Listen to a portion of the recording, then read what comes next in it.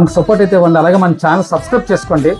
ఉప్పాడ సభలో పవన్ కళ్యాణ్ గారు మత్స్యకారులు ఉద్దేశించి ఒక 10 పాయింట్లు అయితే చెప్పారు. ఈ 10 పాయింట్లు ఏంటంటే ఒకసారి చూద్దాం. చాలా ఇంపార్టెంట్ పాయింట్స్ అన్నమాట.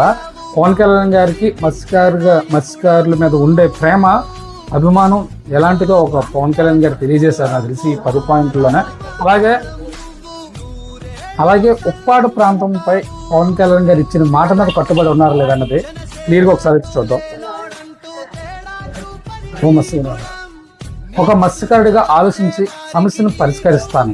ఫస్ట్ పాయింట్ ఏంటంటే, ఒక మత్స్యకారుడిగా తన జీవన గురించి ఆలోచించి నేను సమస్యని పరిష్కరిస్తానని చెప్పడం అయితే జరిగింది. అలాగే తీర ప్రాంత కాలుష్య సమస్యకి శాశ్వత పరిష్కారం, అంటే తీర ప్రాంతంలో ఉండే కాలుష్యానికి శాశ్వతంగా నేను పరిష్కార మార్గాన్ని అయితే చూపిస్తాను.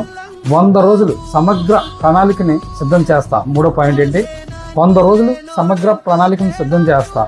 ఈ కార్యక్రమం గురించి 100 రోజులు కంటిన్యూగా ఈ ప్రణాళికను అయితే నేను సిద్ధం చేస్తాను. పిఠాపురం మోడల్ను రాష్ట్రమంతా అమలు చేస్తాం. అని చెప్పడం జరిగింది. అలాగే 3 రోజుల్లో మళ్ళీ నేను వస్తా. ఉప్పాడ గ్రామానికి నేను 3 రోజుల్లో మళ్ళీ వస్తా.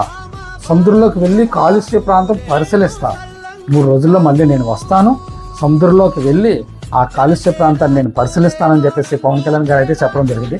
అలాగే పారిశ్రామికవేత్తలను బెదిరించే నాయకుల వలలో మత్స్యకారులు పడొద్దు. పారిశ్రామికవేత్తలను బెదిరించే నాయకుల వల్ల మత్స్యకారులు మీరు పడొద్దని చెప్పడం పవన్ కళ్యాణ్ గారు. అలాగే మత్స్యకారుల వేదంతో ఒక మాట అన్నా అది నేను తీసుకుంటానని చెప్పేసి పవన్ కళ్యాణ్ గారు అయితే చెప్పడం అయితే జరిగింది. మాటలు చెప్పడం కాదు, సమస్యను పరిష్కరించడంపైన నా దృష్టి.